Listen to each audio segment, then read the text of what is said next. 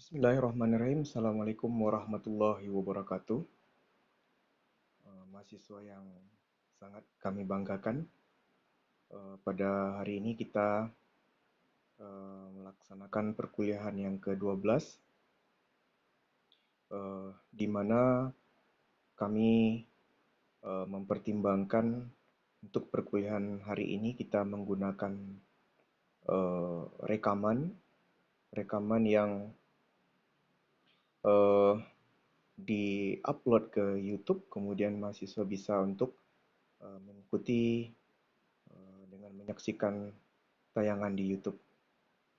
Nah, pertimbangan mengapa kami berikan eh, perkuliahan seperti ini, yang pertama yaitu untuk eh, eh, bahwasanya perkuliahan kita dari sebelum kita melaksanakan eh, video conference itu dengan tatap muka, kemudian pada saat kita melaksanakan kuliah dengan video conference atau teleconference, setelah kami evaluasi rata-rata pada saat kita perkuliahan dengan Zoom, eh, masih banyak dialog-dialog tidak tercipta di dalam perkuliahan kita. Artinya, eh, komunikasi satu arah dari kami sebagai penyaji.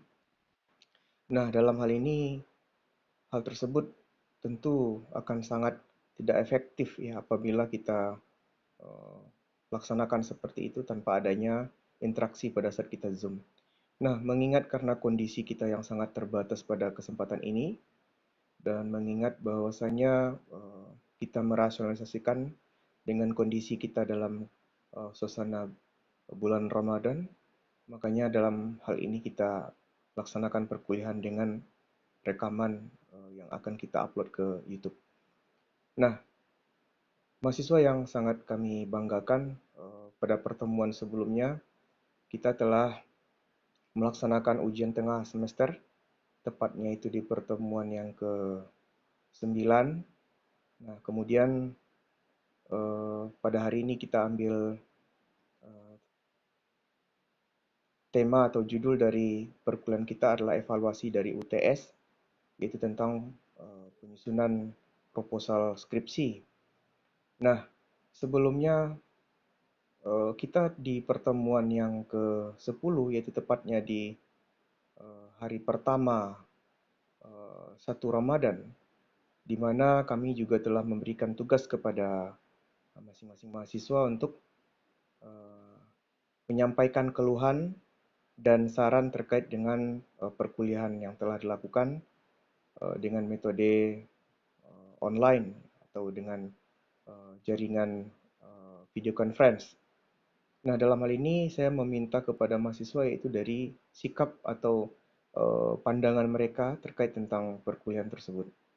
Nah, perbedaan dengan yang akan kita sedikit bahas pada kesempatan ini nantinya akan saya mintakan kepada mahasiswa untuk menyampaikan secara teknis atau materi-materi perkuliahan pada saat penyusunan proposal skripsi, apa-apa saja yang menjadi keluhan-keluhan pada saat melaksanakan proposal skripsi. Nah, ini yang perlu juga secara materi, artinya tidak lagi secara keluhan-keluhan pada saat perkuliahan online, tetapi saat ini kita bahas nantinya bagaimana kendala-kendala atau masalah-masalah pada saat penulisan.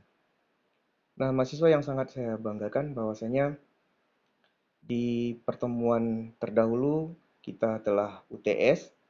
Nah, hari ini coba kita buka satu file perkuliahan.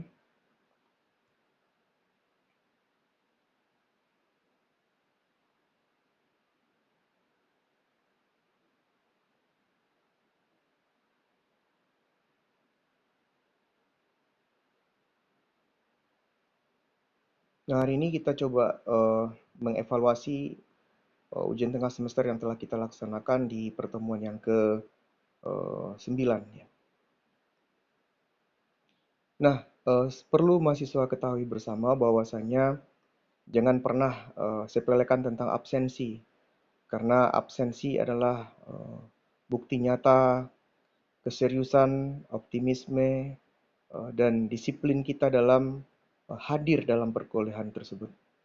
Di mana pada pertemuan-pertemuan awal kita telah melaksanakan perkuliahan dengan tatap muka, otomatis kita absensinya dengan tertulis.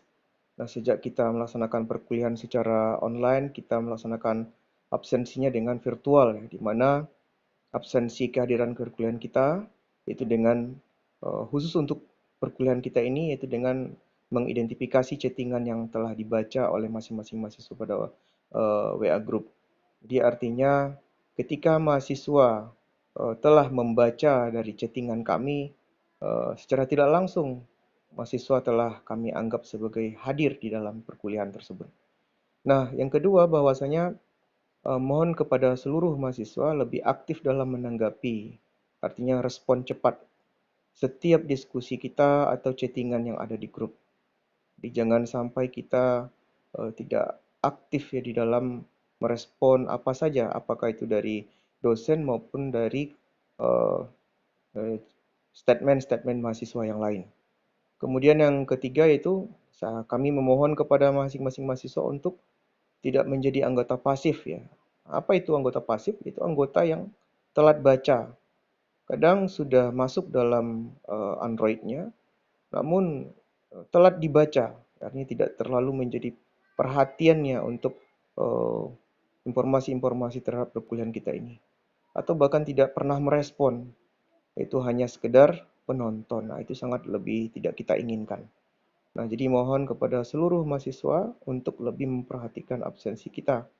Karena tanpa kita adanya komitmen ini, bagaimana kita bisa untuk menyerap hasil dari perkuliahan kita ini.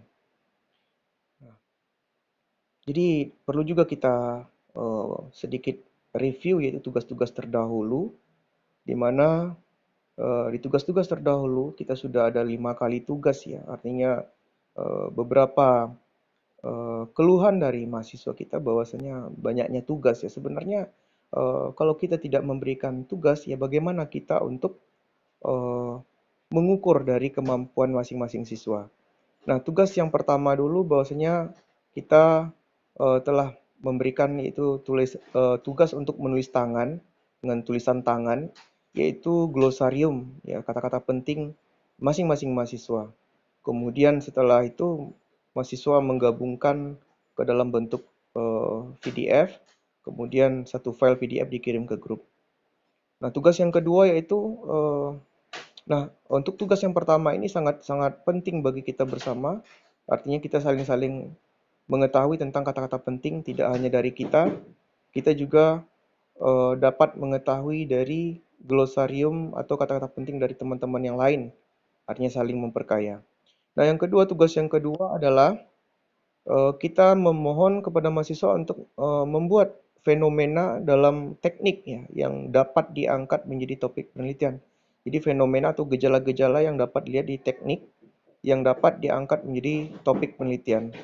Kemudian itu diberikan per mahasiswa dengan mengumpulkan dalam bentuk file PDF.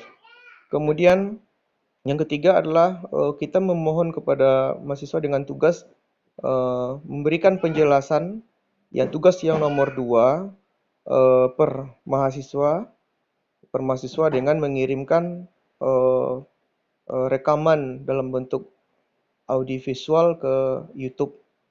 Nah, tugas yang keempat yaitu kita UTS ya dengan menyampaikan proposal skripsi per mahasiswa dengan format PDF ya. Kemudian setelah dikumpulkan beberapa file PDF, kemudian dikompresikan dengan zip atau RAR, kemudian dikirim via email, yaitu pada saat UTS kita kirim ke alamat email yuris.taruna@yahoo.com. Nah, di tugas yang kelima yaitu kita menyampaikan sengaja di awal-awal puasa kita tidak terlalu masuk ke materi, kita lebih banyak kepada diskusi ataupun survei secara personal ke mahasiswa, yaitu kami memohon kepada mahasiswa untuk menyampaikan keluhan dan saran per mahasiswa kemudian di format PDF dikirim ke email dengan alamat email yaitu yurisdian@kamparkap.go.id. Nah, jadi dalam hal ini sama pentingnya semua tugas ini. Jadi kalau ada saja tugas tidak dikerjakan berarti tidak patuh terhadap arahan-arahan dari kami. Jadi tidak ada satupun tugas yang tidak boleh dikerjakan. Nah, eh, bahwasanya di evaluasi UTS proposal skripsi, kami dari sudut pandang dosen telah melihat ada 5 hal yang perlu untuk kita sama-sama ketahui dari evaluasi kami. Yang pertama adalah mahasiswa sulit mencari fenomena faktual terkait teknik yang dapat diangkat menjadi proposal skripsinya. Dari saking sulitnya mencari fenomena, mahasiswa eh, sangat berusaha ya untuk searching, kemudian melihat contoh-contoh yang pernah dibuat di skripsi terdahulu ya. Artinya untuk menyesuaikan dengan kondisi yang ada di daerah kita atau mungkin sesuai dengan topik yang diangkat atau yang diusulkan saat ini. Nah, begitu sulitnya mencari fenomena berarti kita memang harus banyak-banyak wawasan dan harus banyak-banyak untuk menggali lagi keilmuan terhadap teknik yang telah kita laksanakan perkuliahan di mata kuliah-mata kuliah sebelumnya atau mata kuliah yang lain. Yang kedua dari evaluasi kami yaitu masih banyak mahasiswa yang tidak mengikuti tata naskah penulisan proposal skripsi seperti yang telah dijelaskan dalam perkuliahan. Masih juga menggunakan tata naskah sesuai dengan yang ada. Nah, itu sebenarnya tidak sesuai ya. Nah, itu harus sama-sama kita pada pedomani walaupun kita masih belum memiliki atau mungkin saya belum mendapatkan tata naskah yang ditulis atau yang secara resmi dikeluarkan oleh pihak kampus, namun tata naskah yang telah kami ajarkan itu yang menjadi patokan pada saat ini. Ini masih banyak mahasiswa yang belum mengikuti tata naskah yang kami berikan. Kemudian yang ketiga masih ada mahasiswa yang copy paste edit ya, jadi copy paste edit dokumen orang lain, kemudian belum berusaha membuat sendiri secara utuh. Jadi kalau menyadur punya orang kemudian diedit, ya itu sebenarnya biasa-biasa saja. Namun kalau kita bisa membuat sendiri secara utuh itu yang luar biasa. Kemudian yang keempat, penilaian tidak sekedar dari materi laporan tugas mahasiswa, tapi juga pada ketepatan waktu. Semakin cepat mahasiswa dalam menuntaskan dan mengirimkan laporannya, di luar dari pembobotan dari apa yang ditulisnya, itu adalah satu penilaian tersendiri dari kami, bahwasanya ketepatan waktu itu adalah kunci dari kedisiplinan dari mahasiswa itu sendiri. Nah, yang kelima adalah ketidaksempurnaan data sangat ditolerir. Jadi kalau ketika mahasiswa memiliki data yang masih belum valid atau masih dalam hal estimasi, nah itu masih kami tolerir karena kita dalam perkuliahan ini masih dituntut belum dituntut untuk penelitian yang nyata. Jadi masih dalam tahap pembelajaran. Nah, 5 evaluasi inilah yang kami dapatkan dari menganalisa ataupun mereview dari seluruh tugas yang telah mahasiswa kumpulkan kepada kami. Kemudian dalam kesempatan ini saya untuk perkuliahan ke-12 ini saya memberikan tugas ya kepada mahasiswa semua. Tugas ini tidak terlalu repot ya, tidak terlalu sulit ya. Ini sebenarnya adalah tugas yang bisa dikerjakan sambil santai ya. Nah, tugas ini yaitu mahasiswa mencari jurnal ya, minimal 1 jurnal saja. Kemudian jurnal apa? Jurnal yang mendukung untuk penulisan proposal skripsi mahasiswa yang mahasiswa buat di UTS ini. Jadi 1 jurnal yang mendukung penulisan proposal skripsi mahasiswa tersebut. Jadi jangan jurnal yang tidak ada kaitannya dengan proposal yang dibuat. Yang kedua, mahasiswa menjelaskan jurnal tersebut. Jadi nanti dibuat satu file PDF, mahasiswa menjelaskan jurnal tersebut. Mengapa dibutuhkan? Jadi kenapa jurnal yang mahasiswa buat itu tuh atau yang sudah didapatkan itu dibutuhkan di dalam mendukung penelitian mahasiswa ini. Kemudian melampirkan jurnal yang asli dalam laporan tugas ini.